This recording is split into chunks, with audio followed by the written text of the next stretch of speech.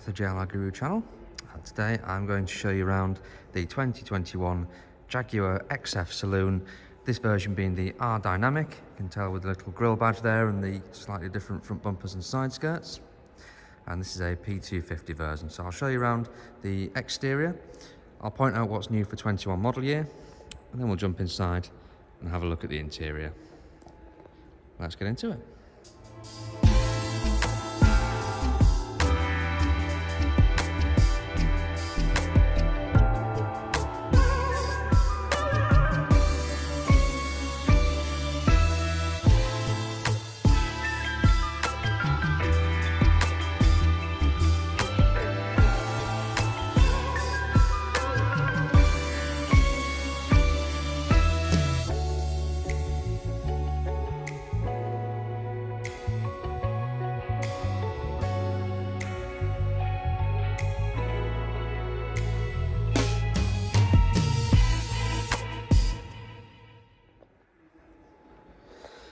Okay, so let's start around the front then. So new for 21 model year is the new headlights with the twin J-blade running lights.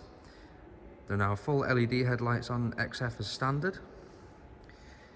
We've also got the new style front grille with the P250 Pro front mounted camera inset into it just there. And then this being the R-Dynamic, you've got, although this car's not fitted with a black pack, you do get sort of half of a black pack if you like. The two outer vents are in a gloss black surround, as is the sort of chin spoiler there inlaid into the bumper. But the grille surround, of course, is silver unless you specify the actual black pack itself.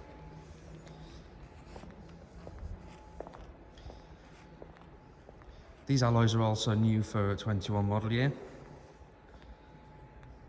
as is the side vent on the side of the wing there, with the Jaguar Leaper now featuring on it. This car's got keyless entry and exit. The colour is Fuji white, which is a solid colour, so there's no cost to that. And you can see the side skirts there again. That's what ties in with the gloss black items on the front bumper. The side skirts are finished in gloss black as well.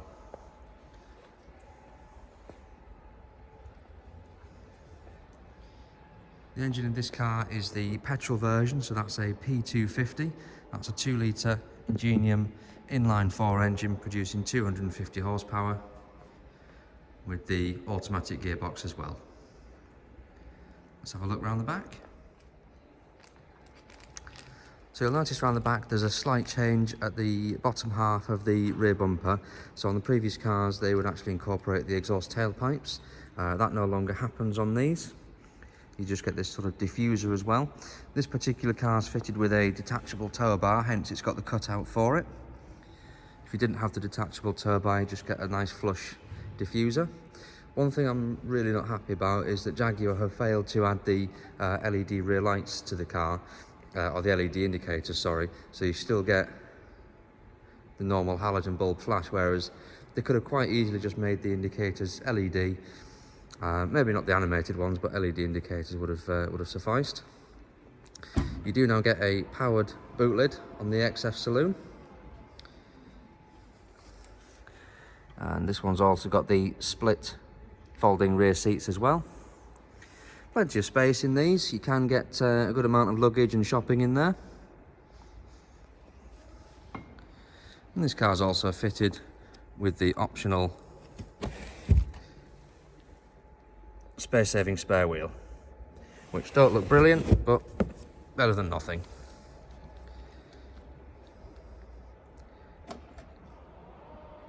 And as you can see, we can close the boot lid from the key as well. No exterior black pack on the car, so you get the chrome badging and the silver boot strip on there as well. Still a nice looking car from the back. I just think they missed an opportunity to do something different with the lights there, but there we are. It is what it is.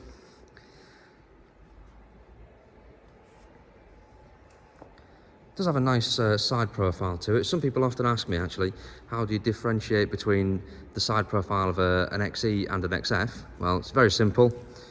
That little quarter light there. XF has it, XE doesn't. So if you're looking at the side of the car wondering what it is, that's how you can tell the difference.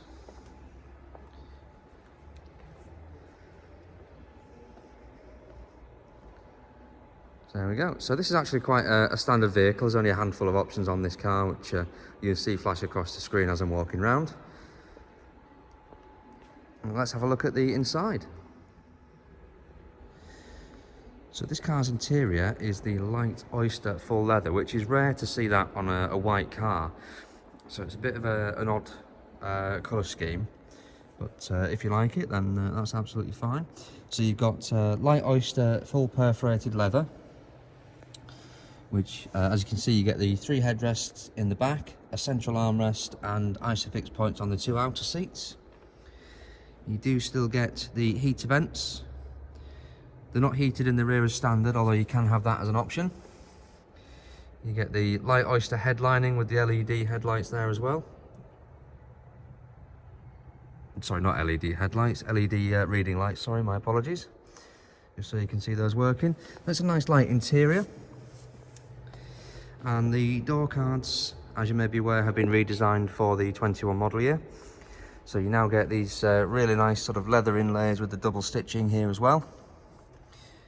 More LED lighting under there. New style speakers with the silver grills. New switchgear for the lights and the windows. I'm not on form today. Can't speak properly. Plenty of storage underneath there as well. There we go. So let's have a look in the front of the car. So in the front, you're going to get the electric seats, which are 16-way adjustable with the lumbar support and the inflating side bolsters. Being the R-Dynamic, the side bolsters are larger than on the standard car as well. They are really comfortable, these seats. I can vouch for that if anyone's thinking of buying one of these. Again, redesigned door cards. Got the memory seats on here. New switchgear, you'll recognise that from the Land Rover side. So you'll see that in things like Range Rovers and Range Rover Sports. That's come across to the Jaguars. And then 21 model year steering wheel with the hidden until lit buttons. Digital driver's screen on this one. And the 11.4 inch Pivi Pro touchscreen. New climate control switchgear. New gear selector. Front central armrest does slide forwards a couple of inches as well. And there we go, so let's jump in and switch it on and have a look. Okay, so sat in the driver's seat of the XF R-Dynamic Saloon now. And first thing you see is the steering wheel controls. They're backlit now because I've switched the ignition on. And on the right hand side you can see we've got a heated steering wheel on this car. Our cruise control and lane keeping aid. It's all here, and this actually converts it over to a limiter as well, so you can set the speed and you won't go over that set speed. And on this side we've got our volume control right in the middle, our configurable widget just there, so we can set a command onto that we always use, maybe favourite radio station for example. Left and right for forward and backwards through your tracks or your radio stations. A voice activation button here, and also a Bluetooth call answering button there as well. Interestingly enough, these do change colour. When you mid-call, that'll go green, and then red as well when you hang up as well. You've also got the digital driver screen here as well, so I've got it configured with 2 dial with the map in the middle, and you can actually set that to have the full map on there as well. The screen size is 12.6 inches. And then on the new Pivi Pro system, as you can see, it's on navigation at the moment. That's the 11.4 inch touchscreen. Fantastic system. I'm just getting to grips with it in my new car. It's a fantastic system. You can do all sorts with it. It's such a quick system to respond as well.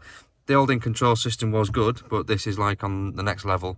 So you can go into here at the moment. The radio's not going to work because I'm inside the showroom, and it ain't going to pick up any radio stations in here. And you've always seen me do this, but I'll show you again because I think it's amazing. You've got the 3D surround camera here, and you can pick these up as well. And also I found out recently, if you flash the relevant indicator, it actually does flash on the picture on the screen as well. How good is that? And here we have a towing system on the car as well, so you can add what you're towing here as well and put all the settings in for it, so it'll sort of assist you in towing your trailer or caravan or whatever it may be. And of course you've got all your apps as well that you can go into. So again, you can see the dynamics there. So if you're in dynamic mode, you can actually go in and you can set how you want the car to be set up. So if you'd rather have dynamic performance from engine and steering, but you want comfort gear shift, you can just go ahead and just turn these off and switch it just like that. You do also get a G meter. Don't really see the point of that in an executive saloon. Likewise, a lap timer. It's unlikely to ever see a racetrack, this car. And a stopwatch there as well. Again, can't really see a point of that, but the setup I can see a point of, because some people like to set the car up for their own driving preferences. Moving down, we've got a dual climate control system with these new sort of switch gears, which this is actually a lot better. On the old car, you had to press a button for, let's say you wanted to adjust the climate control. You press a button and then it would pop up on the screen. You'd have to go in and press it on the screen, whereas on this you've got more control with these dials now, so you can pull it outwards towards you and adjust the fan, and then when the engine's running you can actually push it in and the seats will heat up or switch it off as well. Again, before you had to go into the screen to do that as well. You do also get a button here where you can actually go straight into the seats on the screen. It may not work at the moment because I've got the engine switched off. Yep, it's not going to. Heated front windscreen, heated rear screen, air conditioning, max aircon, so it actually gives a bit more power to the aircon to cool the car down on a hot day, and max screen demister as well. So nice set out here as well for the climate controls. Nice and easy to hand as well. You don't have to reach too far to get anything. If you were to spec the car up with a optional phone charger, so one of these sort of contact phone chargers, that would be here, and all you do is you put your phone on this mat here and it would actually start charging your phone up straight away, providing the engine was running. New style gear selector with the double stitching. It's called a baseball style gear selector now. We've got our drive modes here, so we can choose dynamic, comfort, ice and rain, or whatever it may be. And then you've got also your low speed cruise control and your traction control, so that's all setting the car up for driving there. New volume control here, so normally you'd have a little dial here on the old car where you'd have to turn it. This is just more of a scroll wheel. The inset start stop button there as well, and then you've got your park button there for the new style gear selector as well. Underneath here you do get a twin cup holder setup, a little sort of coin tray, and a power outlet here as well. And as I mentioned earlier in the video, this armrest does move. Not a huge amount, but it does make a difference. Underneath there, you have a USB connector. Someone corrected me on this. It's not called a lightning connector, it's called a USB-C connector, I guess. If I'm right on that, let me know. And you've also got 12-volt power outlet there as well. And again, we'll just have a quick look around the interior. It's a really, really nice place to sit, actually, with this light interior. Again, I'm not sure I'd choose it with the white exterior colour. I'd maybe want a darker colour, something like British Racing Green or Portofino Blue, something of that nature. But if you like it, then you like it, don't you? That's the way it is. You're spending your money, you can have exactly what you want. There we go. So that is the interior of the XF R-Dynamic Saloon P250. So there you go. Hopefully you've enjoyed this short video on the XF Saloon R-Dynamic version this time. So I've now reviewed the standard car, the XF S, and the XF R-Dynamic Saloons. And if you're interested in seeing the Sport Brake version, I have also reviewed that as well on the channel. And if this video has been helpful in your decision to buy one of these or not, do please let me know. I get a lot of people commenting saying that the videos are helpful in their decision making. So I'd like to hear from you if that's the case. Also drop me a comment, let me know what you think on the colour scheme of this car, whether you'd go for it or not. And do please like, share and subscribe if you haven't already. Thank you very much for watching. I look forward to seeing you in the next one. Bye for now.